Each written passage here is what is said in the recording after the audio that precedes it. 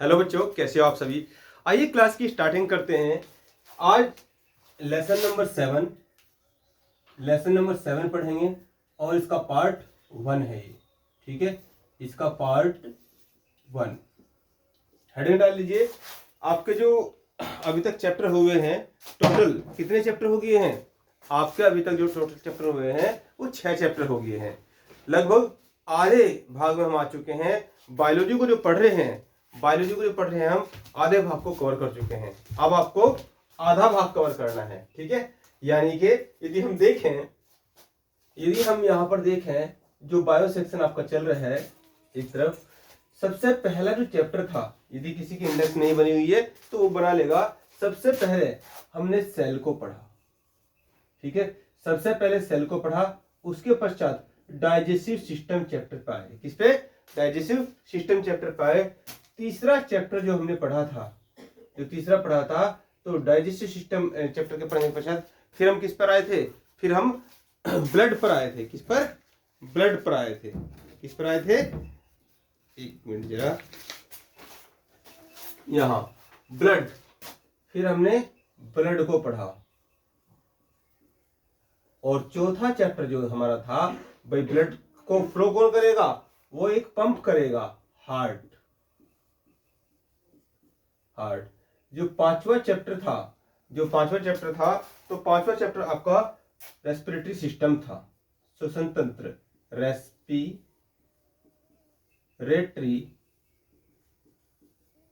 System, श्वसन तंत्र। ठीक है, श्वसन तंत्र में हमने समझा कि केवल सांस लेना श्वसन नहीं है, ये पूरी पावर को जनरेट करना वो क्या है? श्वसन है। ठीक है, और छठा चैप्टर जो लास्ट चैप्टर है आपने पढ़ा था, ये अंतःस्रावी तंत्र, एंडोक्राइन सिस्टम।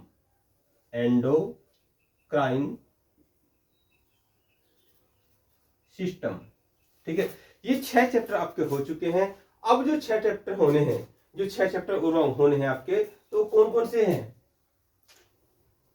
इस चैप्टर का नाम जो है आप नोट कीजिए, तंत्रिका तंत्र। चैप्टर का नाम है तंत्रिका तंत्र। इंग्लिश में कहेंगे nervous system,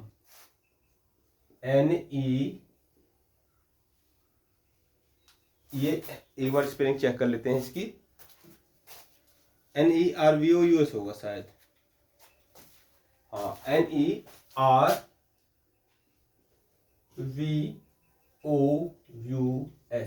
nervous system, SYSTEM, nervous system. ये 7वां चैप्टर है। अब यहाँ आगे आने वाले चैप्टर कौन कौन से बचे हुए हैं? ठीक है, टोटल हमें 11 चैप्टर पढ़ने हैं। कितने? 11 चैप्टर पढ़ने हैं। जो 8वां चैप्टर है नर्वस सिस्टम के बाद, जो 8वां चैप्टर आएगा वो आएगा स्केलेटन सिस्टम, SCLATION सिस्टम।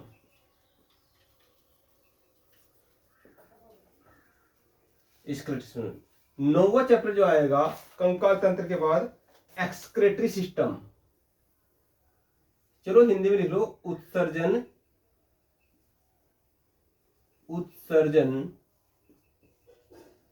तंत्र। फिर जो 10वां चैप्टर आएगा, अब सब कुछ पूरी बॉडी तैयार होने के बाद फिर समझोगे आप न्यूट्रिशन को। ठीक है, पोषण को।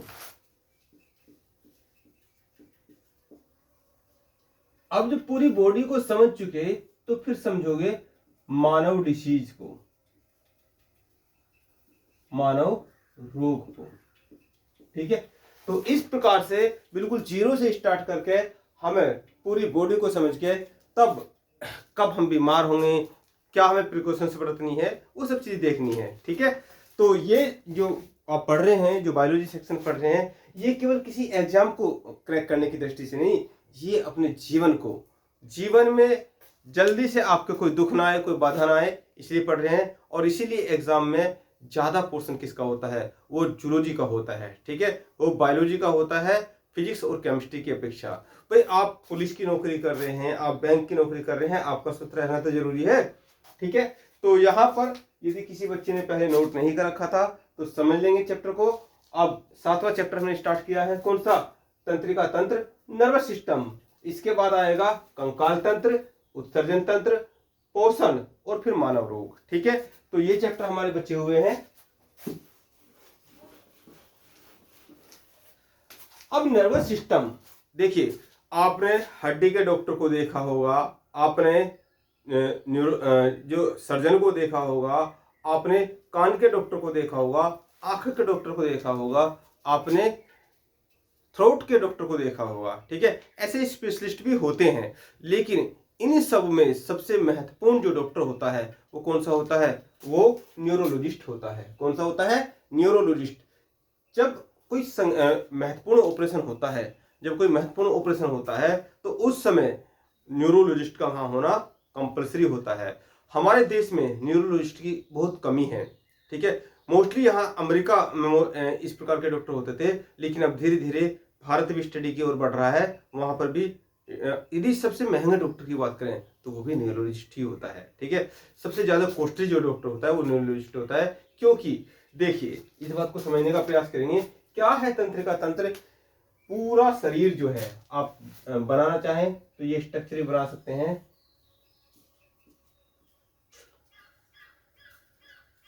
जो पूरा शरीर है, जो पूरा शरीर है, इस पूरे शरीर में, इस पूरे शरीर में यहां इस प्रकार से, यहां इस प्रकार से पूरा नसों का जाल फैला रहता है।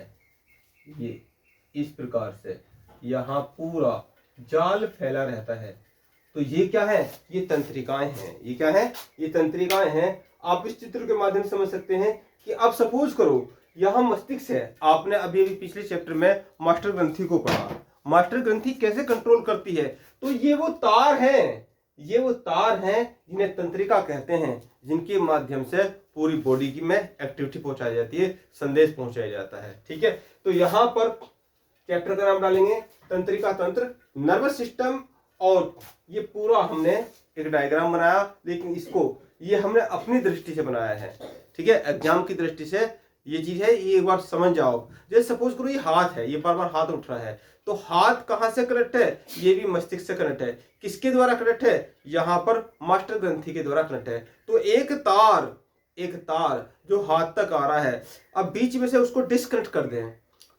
एक महत्वपूर्ण ऑपरेशन हो रहा है, हाथ का कोई संगीन ऑपरेशन हो रहा है, और वहां से यदि उसको तार वो कट गया, वो तार कट गया, ये सपोज करो पैर है, पैर का कोई नीचे जो ऊपर से संदेश आने वाला है, वो जो मेरुरज्ज के द्वारा आता है, वो संदेश कट गया, तो ये क्या होगा? पैर हिल भी नहीं पाएगा। ठीक है, आपने किसी किसी को देखा होगा कि पैर में समस्या है, यदि कमर में समस्या है, यदि कमर में समस्या है, कमर क्या करती है? जो रीढ़ की हड्डी क्या करती है? वो ब्रिज का काम करती है। वहीं से ये सब तार आ रहे हैं, मस्तिष्क से आ रहे हैं। तो आपने देखा होगा किसी किसी का, यदि सपोज करो रीढ़ की हड्डी में कोई दिक्कत है और उसके पैर पे यदि चूहा भी काट के चला जाए, उसको पता नहीं चलने का, मक्खी बैठी है, कोई पता नहीं चलने का। ठीक है, तो ये क्या है? ये सब संदेश किसके माध्यम से पहुंचते हैं? मस्तिष्क को, वो बॉडी के माध्यम से पहुंचते हैं। और यही क्या है? यही तंत्रिका तंत्र है। ठीक है, अब इसको एग्जाम की दृष्टि से लिखवाएंगे। ये चित्र भी बहुत जरूरी है आपका। ये एक नॉर्मल समझ के लिए आपको हमने क्रिएट किया है चित्र। ठीक है, बना लीजिए इस चित्र को भी, उसके बाद आगे की तरफ चलते हैं। शाब्दिक रूप में इसको लिख लेते हैं।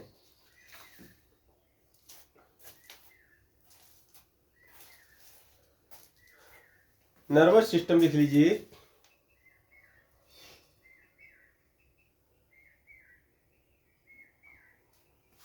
हो गया, तो इसमें लिखेंगे मीनिंग।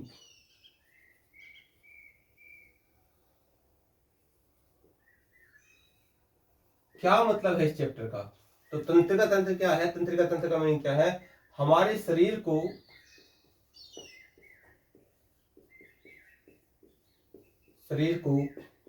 सोचने, विचार करने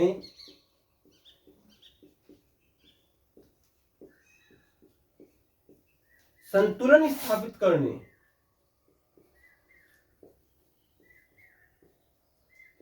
स्थापित करने, हमारे शरीर को सोचने, विचार करने, संतुलन स्थापित करने वाले तंत्र को,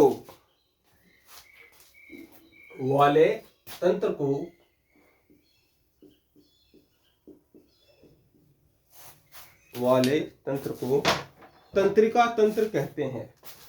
वाले तंत्र को तंत्रिका तंत्र कहते हैं। तंत्रिका तंत्र कहते हैं। ठीक है, नोट कीजिए, जल्दी से नोट कीजिए।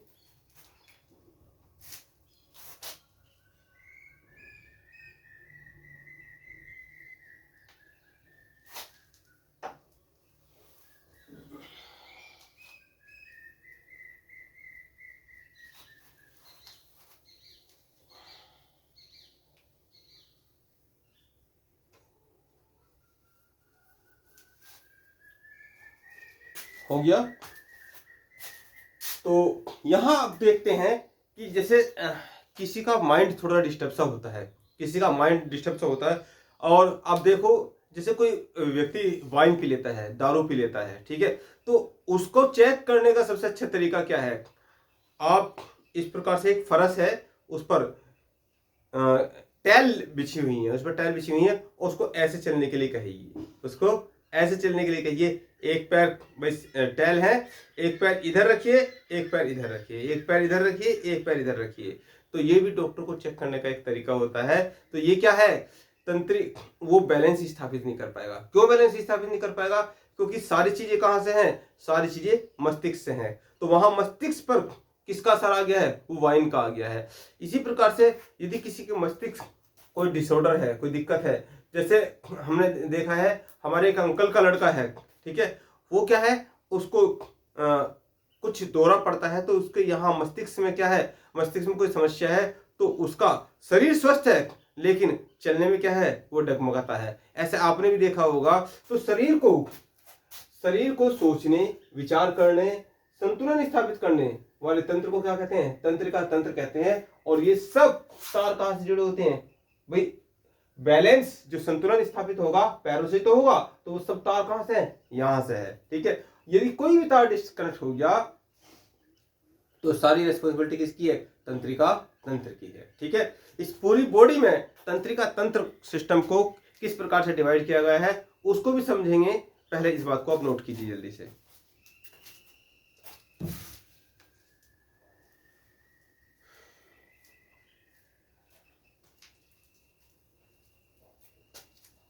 हो गया।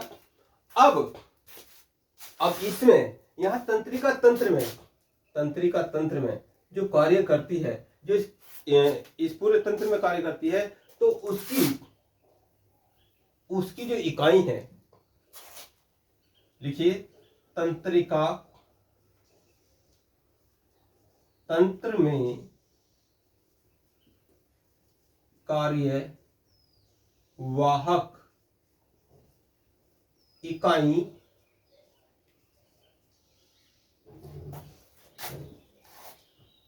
न्यूरॉन्स को कहा जाता है।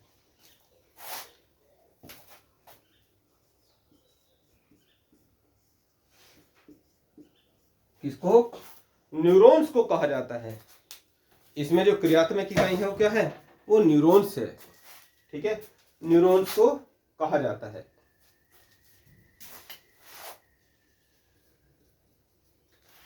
न्यूरॉन्स को कहा जाता है। ठीक है, अब न्यूरॉन्स क्या है? वो इकाई है, जैसे आपने कोशिका को पढ़ा था, तो कोशिका क्या है? पूरी बॉडी की क्रियात्मक और संरचनात्मक इकाई क्या है? न्यूरॉन्स है। तो पूरा तंत्रिका तंत्र जिससे बना है, तो वो क्या है? वो न्यूरॉन्स है। यानी कि मेनली इस चैप्टर में हमें किसको समझना है? पहले न्यूरॉन्स को समझना है। इसी प्रकार से हमने जब बताया था, हृदय पढ़ाया था, तो हार्ट की जो क्रियात्मक इकाई है क्या बताया था, वो एल्बुलाई को बताया था। ठीक है, आगे आप क्या समझेंगे, उत्सर्जन तंत्र, जो किडनी है, किडनी की क्रियात्मक इकाई क्या है, नेफ्रॉन है। तो इसी प्रकार से एलोबरेट करके जब आप पढ़ते हैं तो एग्जाम बड़े आराम से निकल जाता है। चाहो तो उन चीजों को भी यहाँ पे नोट कर लीजिए, उनको भी नोट कीजिए, नोट करके लिख लीजिए, यही लिख लीजिए, पिछली बातों को याद कर लीजिए। यदि हम बात करें हृदय की, हृदय की क्रियात्मक इकाई,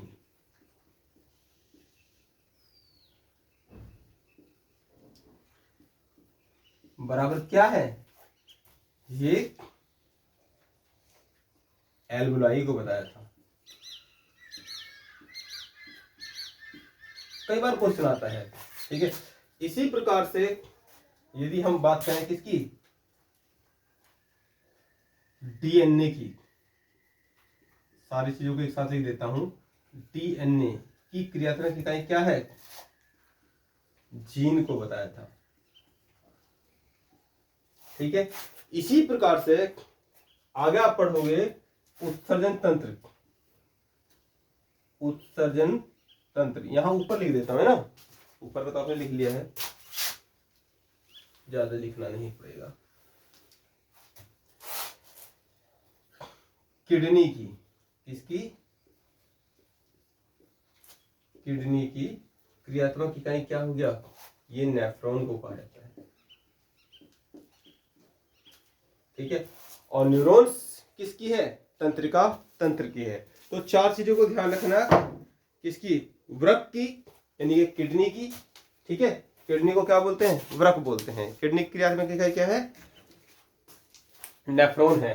आगे चल के पता चलेगा, हृदय को आप पढ़ चुके हैं, डीएनए को आप पढ़ चुके हैं। ठीक है, तो इसको यहीं रब कर देते हैं, आगे चलते हैं।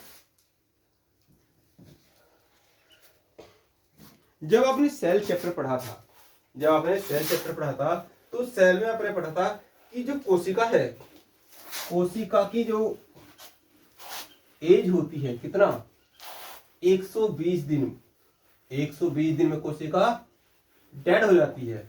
ठीक है, और कहां चली जाती है, प्लीहा में। कहां चली जाती है, प्लीहा में चली जाती है, प्लीहा में। भाई प्लीहा को कोशिका का क्या है, कब्र कहा जाता है। तो यहां पर आप नोट करेंगे इसमें कि जो तंत्रिका कोशिका है, जो तंत्रिका कोशिका है, जो न्यूरॉन्स है, वो क्या है, वो विभाजित नहीं होता है, वो लाइफ टाइम वो एक ही रहता है। ठीक है, वो कभी टूटता नहीं है। तो लिखिए, इसमें नोट करिए, तंत्रिका कोशिका जीवन में केवल एक बार विभाजित होती है। ये क्वेश्चन आया हुआ है, नोट में रहने दीजिए। नेक्स्ट जो भी आपका नंबर चल रहा है 4-5, तंत्रिका कोशिका, कोशिका, तंत्रिका कोशिका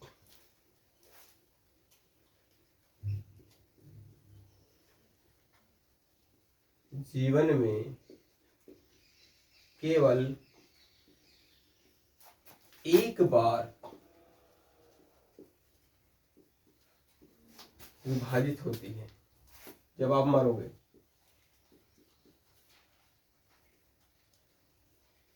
विभाजित होती है, ये इसकी हिस्ट्री है।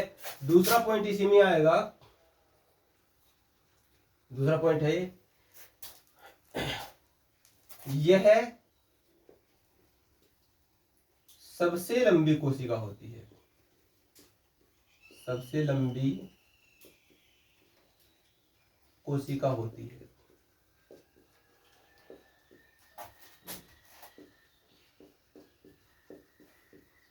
ठीक है, तीसरा पॉइंट जो इसमें आता है, सबसे महत्वपूर्ण पॉइंट जो आता है, तीसरा पॉइंट, इसकी शुरुआत जब इसकी सर्च की गई तो हाइड्रा नाम का एक जीव होता है, इसकी शुरुआत हाइड्रा नामक जीव से मानी जाती है।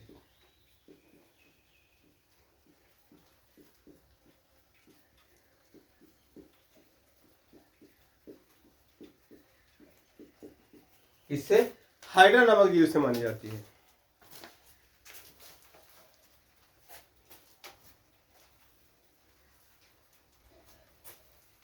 भाई सामान्य कोशिका की बात करें तो उनकी क्या होती है, अवधि होती है कितना, 120 दिन का होती है। लेकिन यहाँ पर क्या है, जो तंत्रिका कोशिका है वो एक बार विभाजित होती है, सबसे लंबी कोशिका होती है और हाइड्रा से इसकी शुरुआत मानी जाती है। हाइड्रा से इसकी शुरुआत मानी जाती है। यदि हम बात करें कि कितनी तंत्रिका कोशिका होती हैं तो लगभग 100 बिलियन। ठीक है, यहीं पे लिख लीजिए, लिखना चाहते हो। सबसे लंबी होती है, चलो पॉइंट बना के लिख लो, इनकी संख्या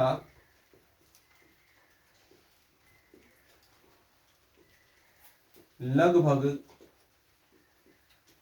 100 बिलियन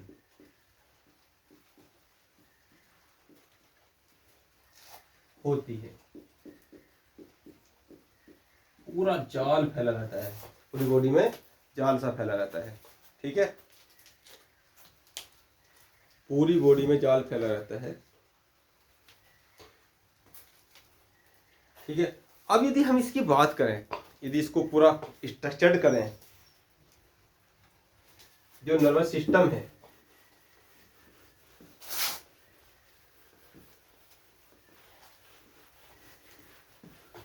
भाई इतना पूरे जाल को कैसे पढ़ेंगे। ठीक है, पूरे जाल को कैसे पढ़ेंगे, तो नर्वस सिस्टम चैप्टर जो है वो इसको 3 पार्ट में बांटेंगे। इसको 3 पार्ट में बांट देंगे। इसको 3 पार्ट में बांट देंगे। एक तो ये है कि जो इसका केंद्रीय भाग है, जिसको क्या बोलते हैं, सीएनएस। एक है सीएनएस, एक है पीएनएस और एक है एएनएस। क्या है, एक है एएनएस। एएनएस को तो ऑटो नर्वस सिस्टम। क्या है, ऑटो नर्वस सिस्टम।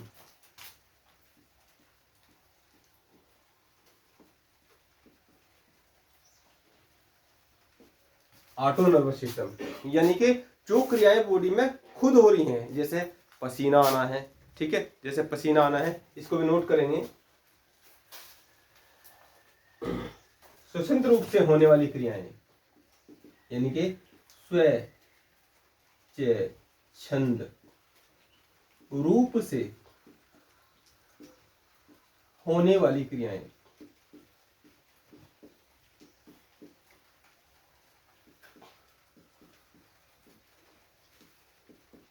ये क्या है, ऑटो नर्वस सिस्टम है। कैसे, जैसे एग्जाम्पल के रूप में पसीना आना,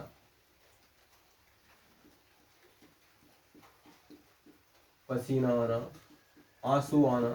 ठीक है, पेरिफेरल नर्वस सिस्टम और सेंट्रल नर्वस सिस्टम। तो इसको क्या कहेंगे, सेंट्रल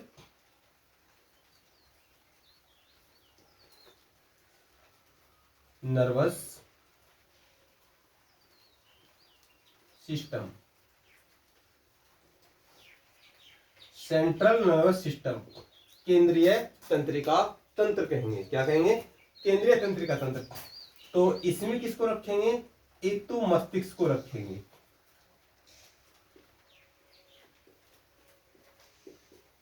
ठीक है, और दूसरा क्या रहेगा, दूसरा रहेगा मेरुरज्ज। क्या रहेगा, रीढ़ की हड्डी, मेरुरज्ज। ठीक है, और यहां पर इसको कहेंगे पेरिफेरल नर्वस सिस्टम। क्या कहेंगे, पेरिफेरल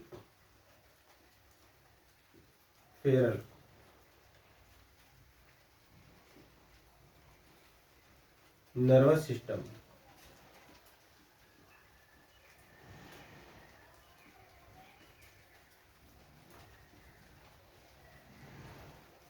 पेरिफेरल नर्वस सिस्टम, परिधीय तंत्रिका तंत्र। क्या है? परिधीय तंत्रिका तंत्र।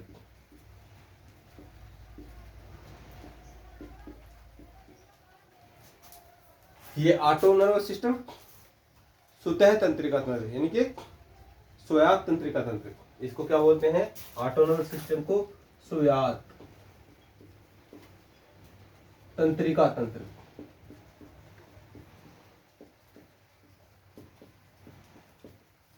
यानी कि वो क्रियाएं जो स्वयं हो रही हैं, वो क्रियाएं जो मस्तिष्क और मेरुरज्जु के माध्यम से पूरी बॉडी में हो रही हैं। अब इसमें एग्जांपल कौन सा लेंगे? पेरिफेरल नर्वस सिस्टम में इसमें कौन कौन सा आएगा भाई? मस्तिष्क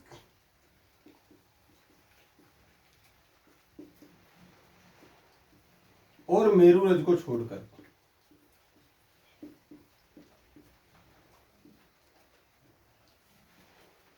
जो रीढ़ की हड्डी है और दिमाग को छोड़कर पूरी बॉडी जो है, चाहे वो हाथ हो, पैर हो, ठीक है, वो पूरी बॉडी क्या है? वो पूरी बॉडी परिधीय तंत्रिका तंत्र के अंतर्गत काउंट होगी। ठीक है, तो ये पूरा जितना भी जाल फैला पड़ा है, तो पूरे जाल को हमने क्या है? इसमें बांट दिया है, 3 भागों में बांट दिया है। तो नर्वस सिस्टम कैसे कार्य करता है? नर्वस सिस्टम 3 रूप से कार्य करता है। एक तो क्या है? सीएनएस, पीएनएस और एनएस। इसको नोट कर लीजिए, इसको नोट कर लीजिए।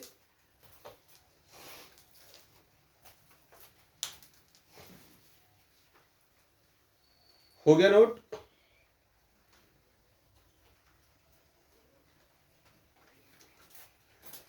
ठीक है, तो कल हम बात करेंगे, कल न्यूरॉन्स के ऊपर चलेंगे और स्टेप बाय स्टेप सब चीजों को समझेंगे। फिलहाल हमने आज इतना समझा कि चैप्टर का नाम क्या है? तंत्रिका, ये तंत्रिका तंत्र है। तंत्रिका तंत्र क्या है? पूरे शरीर में जो नसों का जाल फैला हुआ है, ये नसें क्या है? ये नसें सूचनाएं प्रदान करती हैं, हमारे शरीर को सोचने, विचार करने और संतुलन स्थापित करने का कार्य करती हैं। इनके अंदर कोई ब्लड नहीं चलता है, इनके अंदर ब्लड नहीं चलता है, पूरा नसों का जाल है। ठीक है, पूरी तार से फैले पड़े हैं। तो उस सब सिस्टम को किस में बांटा है? उसको हमने 3 भाग में बांटा है, सीएनएस, पीएनएस और एनएस। सीएनएस का मतलब है सेंट्रल नर्वस सिस्टम और पीएनएस का मतलब परिधीय तंत्रिका तंत्र। ठीक है, कौन कौन है? सीएनएस में क्या है? मस्तिष्क है और रीढ़ की हड्डी है। रीढ़ की हड्डी किसका कार्य करती है? वो सेतु का काम करती है। जब हम सीएनएस को पढ़ेंगे, जब इसको विस्तार पूर्वक बात करेंगे। और मस्तिष्क और रीढ़ की हड्डी को छोड़कर, मेरुरज्जु को छोड़कर बाकी सारा कार्य कहाँ आएगा? बाकी सारा पीएनएस के अंतर्गत आएगा। एनएस क्या है? Auto nervous system. आप बैठे हैं आराम से, हमने लड़ो उड़ो हार्मोन्स को आपको पढ़ाया था, तो वहां पर अचानक से सांप आपके पैर के ऊपर को चला गया, तो वो क्या हुआ? वो किसके माध्यम से मस्तिष्क को जानकारी मिली? वो किसके? वो एनएस के। यानी कि कुछ चीजें ऐसी हैं जो बगैर मस्तिष्क की हो रही हैं, तो उनको कहाँ पे? उनको एकदम स्वायत्त तंत्रिका तंत्र के अंतर्गत रखा जाता है, ऑटो नर्वस सिस्टम के अंतर्गत। ठीक है, तो कल बात करेंगे, न्यूरॉन से बात स्टार्ट करेंगे, बिल्कुल बारीक से बारीक चीज, और जो एग्जाम अपनी नजर में लेता है लेकिन आपकी नजर से वो नहीं चपड़ने की। ठीक है, कल मिलते हैं, धन्यवाद।